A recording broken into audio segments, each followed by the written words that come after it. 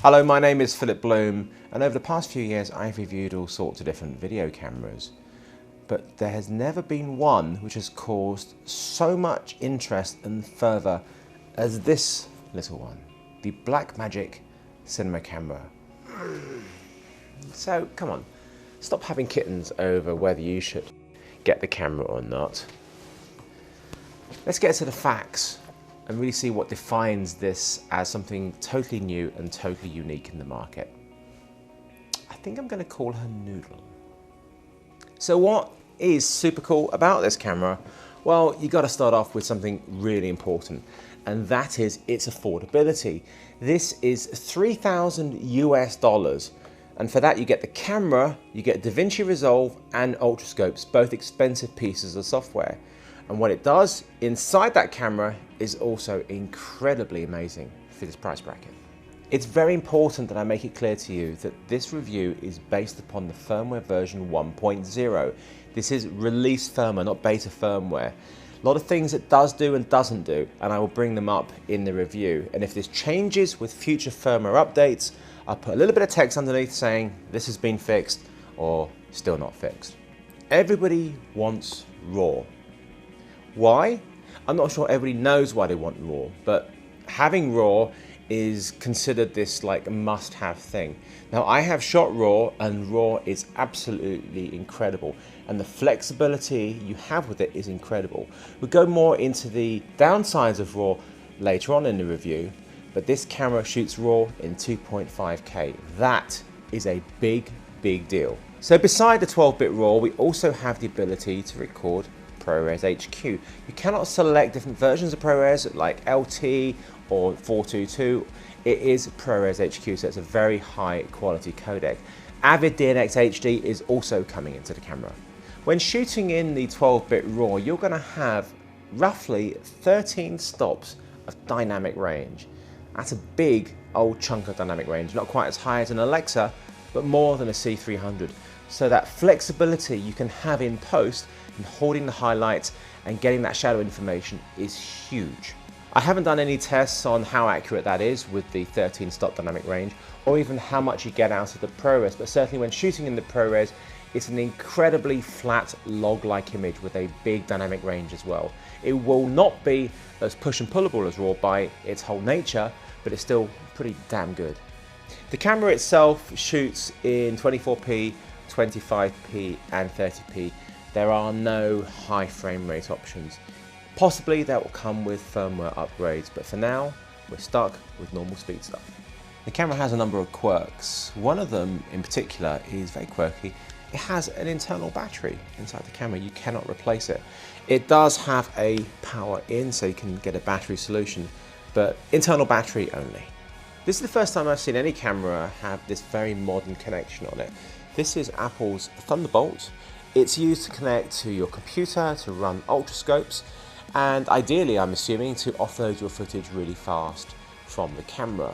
What you can't do is put in one of those Apple connectors that you plug into your laptop to turn it into an HDMI lead so you can run it into an EVF or HDMI monitor. That doesn't work. Whether it comes in the future, who knows? Another bit of quirkiness inside the camera is the actual audio connections. We have two inputs. We have two 1/4 inch jacks. Not XLRs, 1/4 inch jacks. This is very unusual for a video camera to have this. Of course you can get adapters to turn it into XLRs very easily. But a word of warning, there is no phantom powering from this camera. So if you want to use a Rode NT-G3 or 416 or any of those phantom powered microphones, it will not work plugged in to this camera. You need to use either line input or a microphone that has self-powering.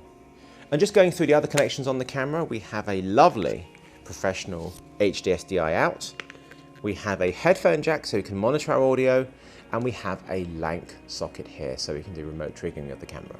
On the other side of the camera, we have an SSD door, a very chunky door, and this takes an SSD to record on. This is the only recording format you can have. There's no compact flash cards or SD cards. The data rate is just too damn high. SSDs. We also have a little mini USB socket here for connecting to the computer to transfer some information like firmware. At the bottom you have a 1/4-20 tapped hole for your tripod plates, and on the top we have 3 more of them, so you can put in whatever you want. There is no cold shoe on here, so you're going to have to use adapters to create the actual mounts that you want. We have the focus button on the side, which gives us peaking if we press it, which will help us get our focus. And if you press the iris button, it sort of tries to work out what the exposure is and adjusts to it. Not exactly accurate, but it's there if you want to use it to get some sort of gauge as to where your exposure should be. To change the iris, we have to press the left and right buttons here, but there is no display on the screen telling us what our f-stop is, so it's pretty much guesswork in this current firmware version. This is a very, very big display, and it does double as a touchscreen access to lots of the menus. It's quite a simple menu, to be honest with you, and it's very easy to find your way around it. We have camera settings, audio settings, recorder settings, and display settings. In camera settings, we can name our project, we can put in the date, the time, we can change ISO, highest is 1600, lowest is 200, we can change our white balance, and we can change our shutter angle. We can't have shutter speed, it's just shutter angle. In audio settings, we have our internal microphone input, which is the little crappy thing at the front, and we can change that here. And we can do line and mic, and we have our 2 inputs, 1 and 2 here. We can just have channel 2 use channel 1, so we don't have to have 2 mics plugged in. And there is actually a speaker on the camera, a very good speaker, but it is a speaker. I wouldn't recommend plugging in your iPod and using it to blast out your music when you're at home. And in record mode, we have ProRes or RAW. In ProRes, we can choose to have the flat log profile as film, or the more video looking. I really recommend leaving it on to film. If we are in RAW, it doesn't affect it, so it makes no difference. But we can change our frame rate, so we have the TV frame rate is 24p, which is 23.98, the film frame rate 24p, which is 24, Powerland 25 frames per second, and 30p, or 29.97. That's it really, we don't have anything else. So those are our frame rates, and in display, this is useful. We can display the dynamic range as video, so I would always recommend having this on here because it will give you a much better idea of what your image is going to look like when graded. Shooting it looking like film is going to be really, really hard to gauge anything. We can change the brightness of our screen, obviously, and we can change the strength of our zebras to help us get our exposure, and we can choose to have the menus displayed on our SDI out or keep it clean. So that is the menu options. No more, no less. One of the things I've not talked about yet is the sensor size, and it really is important. It's one of the defining factors of the camera. It has a small-ish sensor, which is going to give you effectively a 2.3 times crop of a full frame. Now that is smaller than a GH2, which is around 2 times, smaller than Super 35, which is around 1.5 to 1.6, and of course way smaller than full frame. It is, though, bigger than Super 16. That is going to cause you some issues in your lenses, especially as the mount that the camera comes with is a fitted, fixed, non-removable Canon EF mount. So that effectively means your field of view is going to change enormously. If you put on, say, a 50mm lens onto this camera, you're going to get a field of view of around 115mm, which means trying to get a wide angle shot is going to be really difficult. And when I mean wide angle, I mean like a big wide angle, like a 14mm on a full frame or 11mm on a Super 35. So the easiest way to show you this is to show you various cameras with the same lens on, including of course the Blackmagic camera, and show you just how much of a crop and how much that field of view changes when you're using these different size sensors.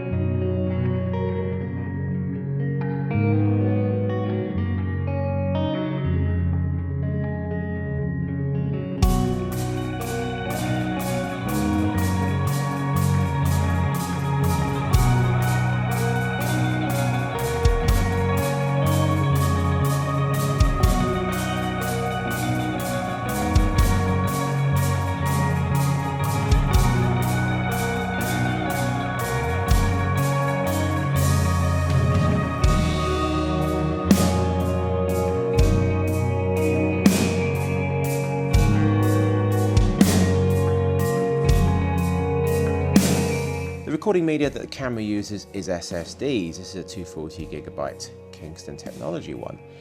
And these aren't cheap, they will add up, especially if you shoot RAW. If you're shooting RAW on this card, a 240GB one, you're going to get roughly 35 minutes of record time when shooting in that 2.5K RAW. So if that's not enough for you, switch to ProRes HQ. On this 240GB card, you're going to get roughly 3 hours of recording. So just remember that when taking into account of, I want to buy this camera because it's $3,000, think about everything else that you're going to need to make it work. And it doesn't just stop at SSDs. It clearly needs to be pimped up.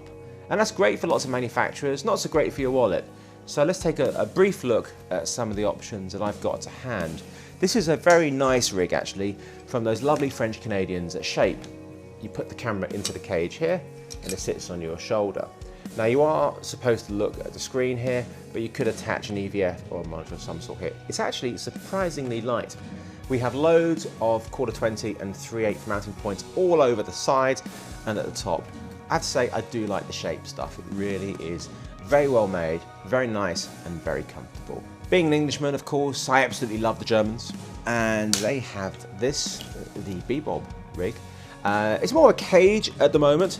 They're going to bring out some additional bits to turn it into a shoulder mounted rig, but it's a very, very nice cage. It's got loads of mounting points all over, nice handle, and very key, a battery solution. This is a V-mount, so I can put on a V-mount, either theirs or other ones, and using the Hyros pins, I can go into the side of the camera and the camera will power for a long time.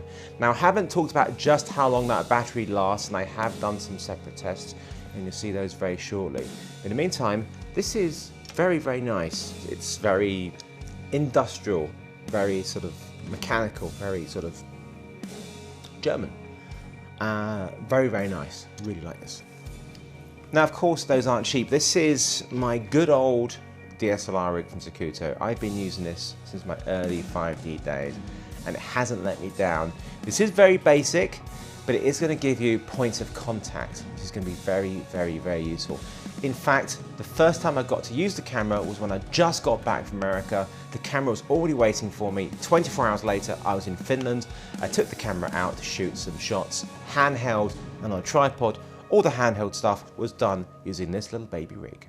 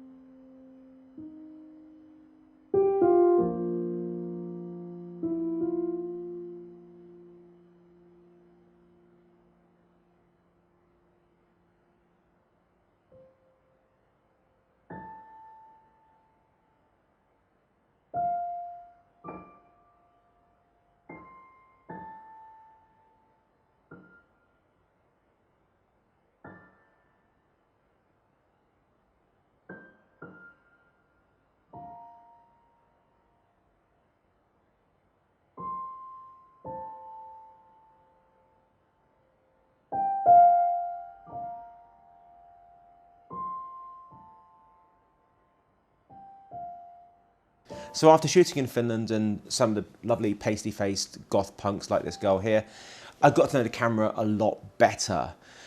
Shooting RAW and ProRes, handheld, tripod, low light, but I still wanted to do some more tests before I went out again and did some more shots. So the first thing I wanted to really just check out was just how much could I get out of that internal battery, both in standby and continuously recording.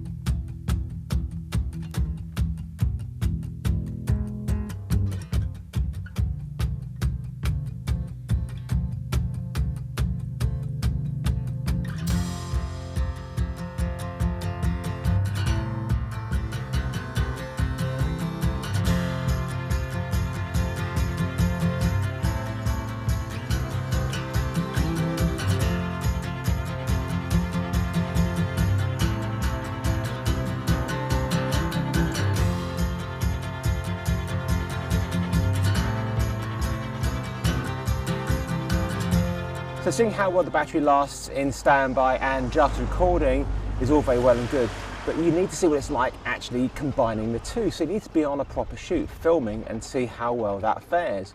I've charged the camera up fully. I'm in Dungeness in Kent, which is my favourite filming location in England, and I've been here so many times filming on all sorts of different cameras. Standard def cameras, EX1, EX3 with 35mm adapters, and even the Arri Alexa. Let's see how well the Blackmagic design cinema camera fares with its internal battery in a real life shooting situation. I've got the Miller Compass 20 tripod with me, a bag of lenses, my Kessler dolly. Let's go for it.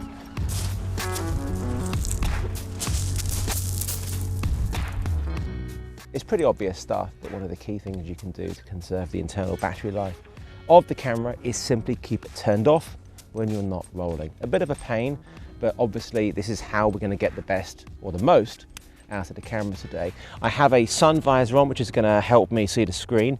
It is very reflective though, because it is a touch screen, so it's quite hard to see in daylight. And of course, because it's fixed on the back there, you need to be able to see it no matter what height you're at. So if you're on the ground low like this, you need to be low with it. And if you're really high, you're going to have to try and get on an Apple box or something and try and see what's going on the screen there. Ideally, you want to plug it into a viewfinder or an external monitor. Just a word of warning though, if you are using something like a Zacuto EVF or an HDMI monitor, there is no HDMI out of this camera. So you'll need to use a converter box because there is an HD SDI out, which is a fantastic connection, but you'll need to get that converter box to make those other devices work. I am going to record in ProRes and not RAW. Of course, RAW is going to give you the best possible results, and especially with a sky like we have today, which is really quite white, we can really do with that extra dynamic range. But the post-processing is a lot slower, and I want to get this edit done quickly, so I'm going to default to ProRes, and I can see that happening a lot for a lot of different people on different projects because it is that much faster. The camera has no ND, so if we want to get our exposure and our look and our depth of field, obviously we're going to need to put some NDs on the front of the camera. I'm using the good old Heliopan variable ND. There's loads of different brands out there. Some are better than others. This one works a treat. And this is going to give me the ability to control my depth of field. Absolutely essential. Just like a DSLR really. So just going to make sure that I've got all my settings correct. ProRes, I've got my log mode, which is the dynamic range of film, which is going to be nice. And if I go to display, I can display it with a nicer looking, more saturated contrast image by selecting video, which helps a lot. Brightness up to 4 because of the daylight. And I should be able to see what I'm doing now. Just bring that exposure down. The good old variable ND, and there we go, ready for a take. The only thing I would say is the peaking is really just not that usable. The whole thing has come up as just being in focus when clearly it's not. So just be very careful of that. Could really do with some levels on the peaking, strength levels, be very useful. So what I'm doing every time I've got a shot, I am buttoning off to save battery. It is a bit of a pain, and it could cause me to miss some moments. So you really do need a battery solution. This is something you don't want to think about when shooting, is about how much longer have I got on my battery. So as a backup, it's great to have this internal battery, but really you got to have a battery solution. It's an absolute no-brainer. Of course, the dynamic range isn't going to be as good when shooting in ProRes compared to the RAW, but it is still damn good. And I really would recommend maintaining and keeping hold of those highlights and not blowing them out. You can bring up their shadows really quite nicely. Highlights are always much harder to bring back when shooting in a compressed format, even ProRes like this, whereas RAW, you can certainly put it back a hell of a lot more. This is when I get nervous. I've only really got, I would say, one usable shot so far. I've done about 6 takes on a particular shot, so actually 2 different shots, but I'm only going to use one of them. My battery already says 75%. The problem is, at the moment, with this current firmware that I have in the camera, the increments are just 25%. So it's 100%, 75%, 50%, 25%, and dead. Not very accurate. Future firmware, I'm sure, will give us proper percentages, so we know exactly how much battery we have left. Of course, one of the main factors, and I would say also problems with the camera, is the actual lens mount. And it's important that you say lens mount rather than sensor, because the sensor itself, although it is substantially smaller than, say, Super 35, it's still a very nice sensor, and it's still a large sensor. You can still get a hell of a lot out of it. The biggest problem we have, of course, is the Canon mount, which is not designed for a sensor this small, and therefore the glass is not designed for a sensor this small. It's designed to project onto a much larger surface. So we need to compensate with our lenses as much as we possibly can. The long end, of course, is a wonderful thing because everything's going to be magnified substantially, so we can have a lovely big field of view. It's the wide end which is a problem. I just go through the lenses I've got with me. On the camera right now, I've got a Zeiss ZF, which is a Nikon mount 35mm.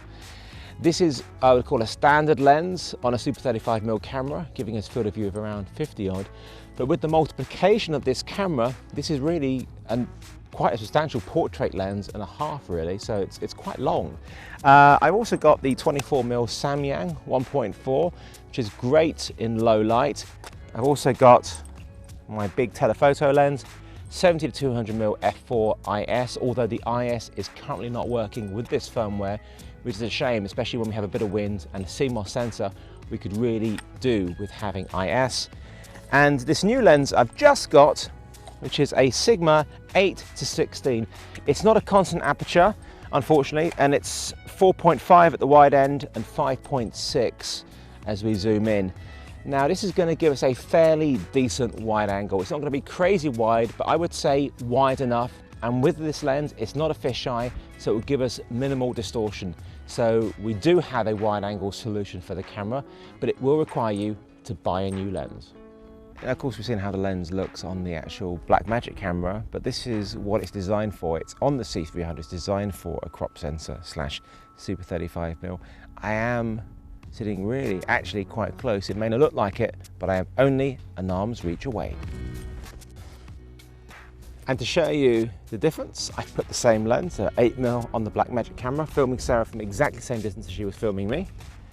And as you can see, it's nice, but not crazy wide like we were before. Oh, and we're down to 50%. Oh, one other quirk with the current firmware is we don't see what our f-stop is. We can change our f-stop by moving up and down on the arrows, and we can change our exposure. There is no way of knowing exactly what our f-stop is. So if you're trying to get a specific depth of field through a calculation, it's quite tricky. Hopefully it looks okay. Fingers crossed. Size really isn't everything, and this is more than enough for what I need today. It may look really small, but if you use it right, position it right, have the right lenses, you can get some lovely moves out of this dolly. This is the Kessler Crane Philip Bloom edition. It's in the new black, hand polished, and this is the mini version, so it's like 1.5 foot, maybe a little bit more than that. And on top of it, I've got the lowrider. This gives us the ability to put the camera on the caddy and keep it really quite low. If we had a head on here, it would be up to about here. So I'm trying to keep it as low as possible using the all-terrain outrigger feet. Got it squished into the pebbles and get a nice wide dolly shot across of this lovely boat. Lovely. Sarah's just told me this is a great example of just how reflective the screen is. She can see me clearly. Of course, I can see myself as well. Great for checking my makeup, not so good for getting the shot. I haven't shot a huge amount yet, but we're already down 3/4 of the way on the battery.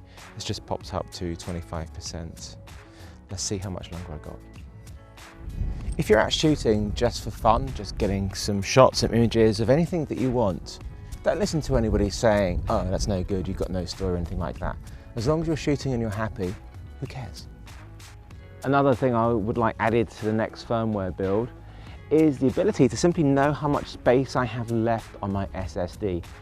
I have no idea how much I've shot and I have no idea how much space I have left. So it's something you need to keep track of until it is implemented, and I'm sure it'll come soon. We do have a playback mode and we can play back both our ProRes and our RAW, and it's great to be able to play back our RAW like this. It's the easiest way to check our clip, because on the computer it's a lot harder and a lot slower. One thing though is you cannot delete any clips from within the camera.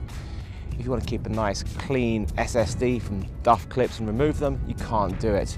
Likewise, you can't format the SSD in the camera. I'm sure this will change in future firmware versions.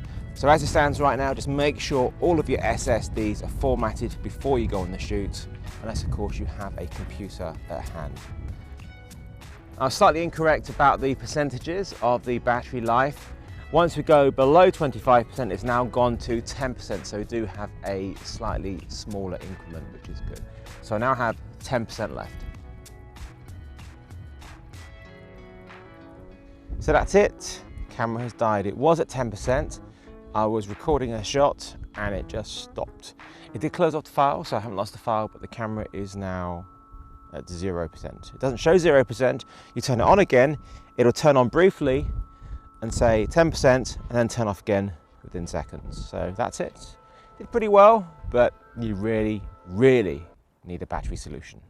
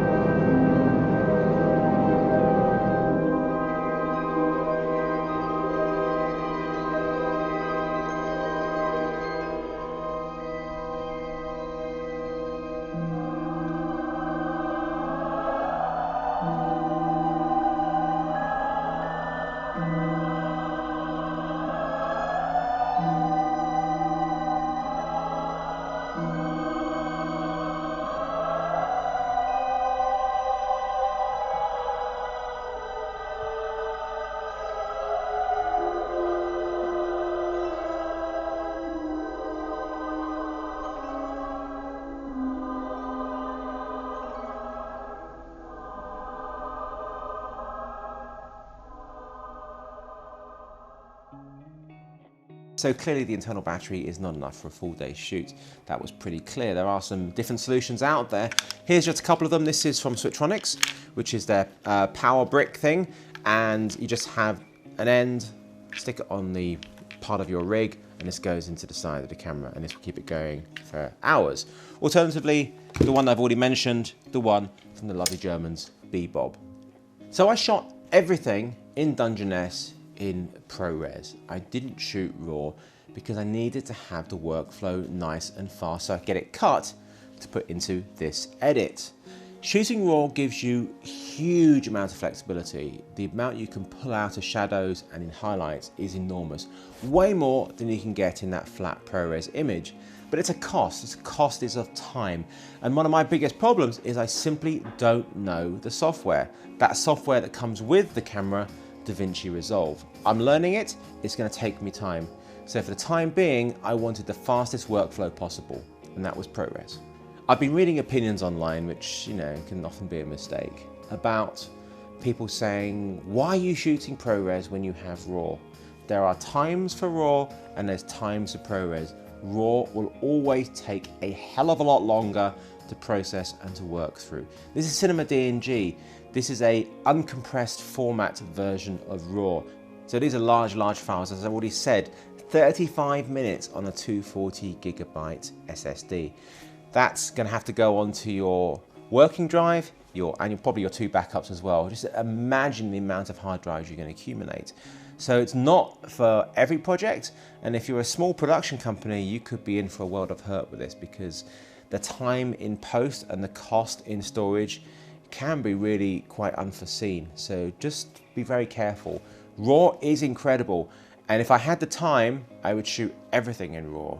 I simply don't have the time. So the compromise is ProRes, and it's a great ProRes. It's ProRes HQ.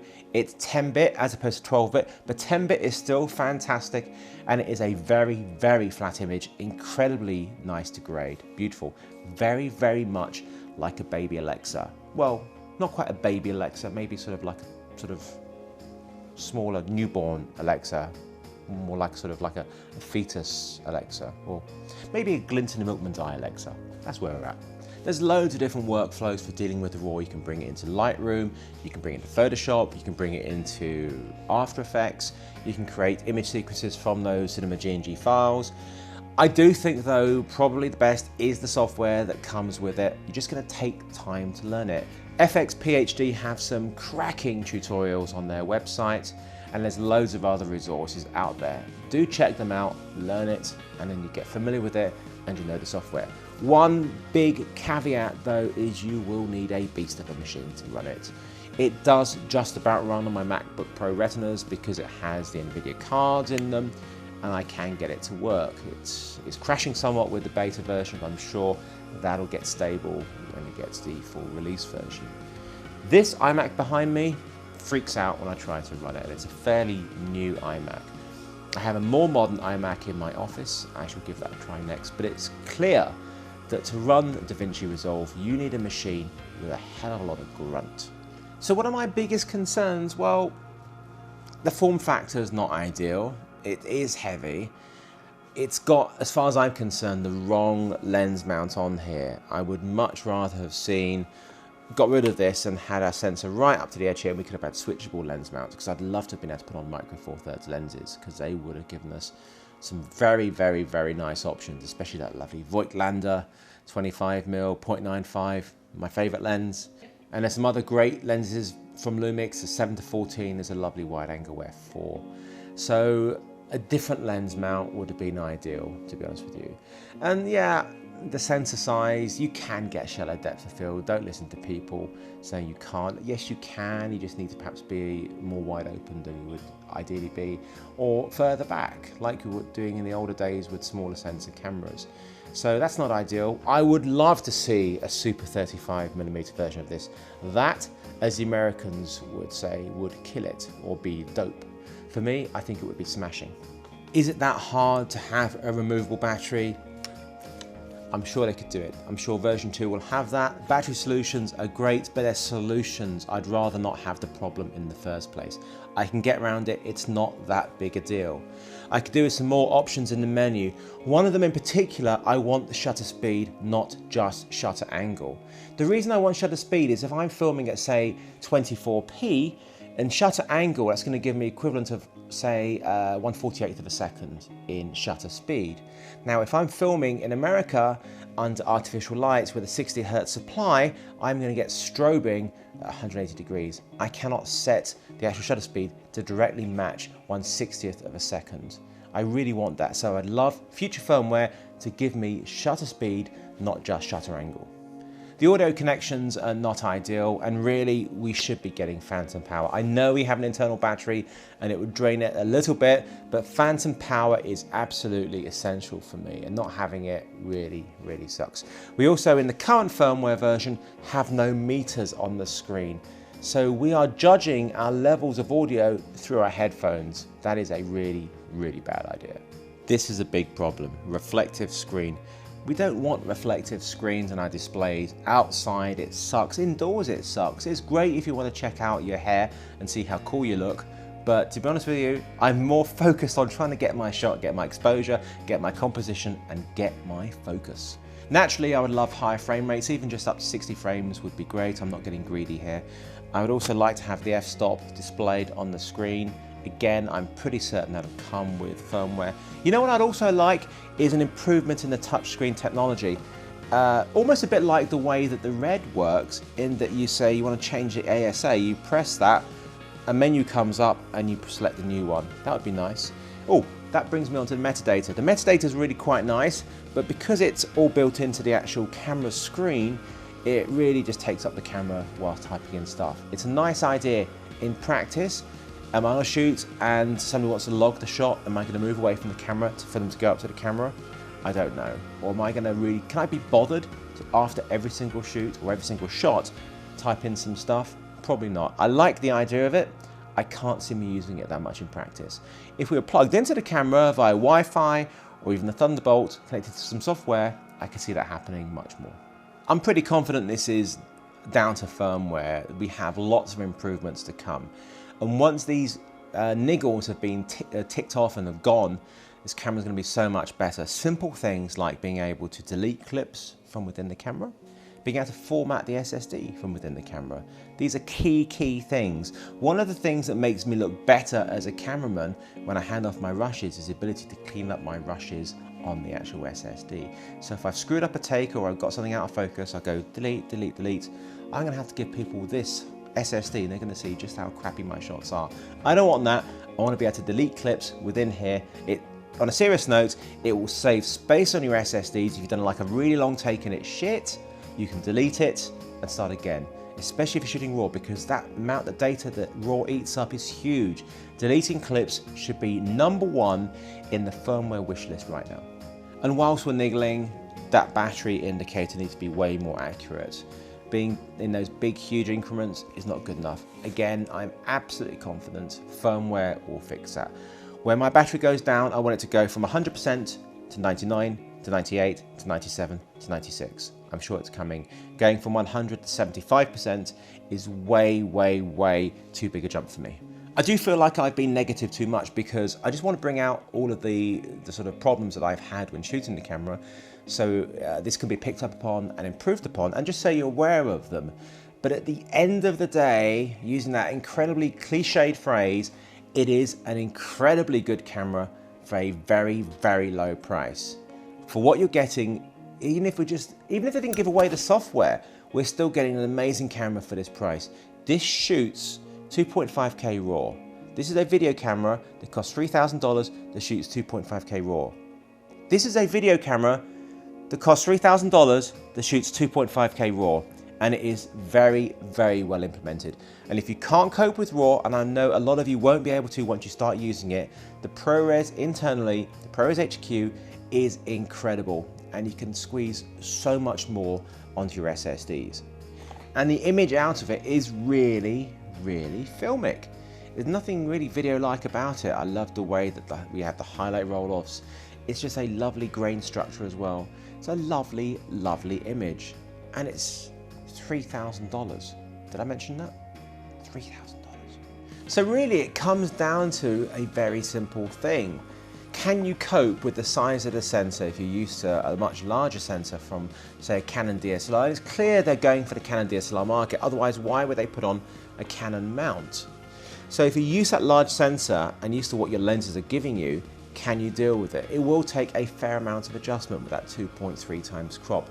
And you will most likely have to go out and buy at least one more lens to cover that wide end, like I had to, buying this 8-16mm. It has no distortion on the 8 end, and of course it is cropping somewhat of the lens. Sorry to interrupt the review, but I'm here at IBC and those bloody bastards at Blackmagic have only gone and listened to our concerns and have brought out this, a micro 4/3 mount version of the camera. It's not going to come out to the end of the year, so it's going to be after the Canon version, but this makes a lot more sense. It is passive though, so there's no iris control for your Lumix lenses, but things like your Voigtlander lenses and this, the SLR Magic lenses with a manual iris will work a treat.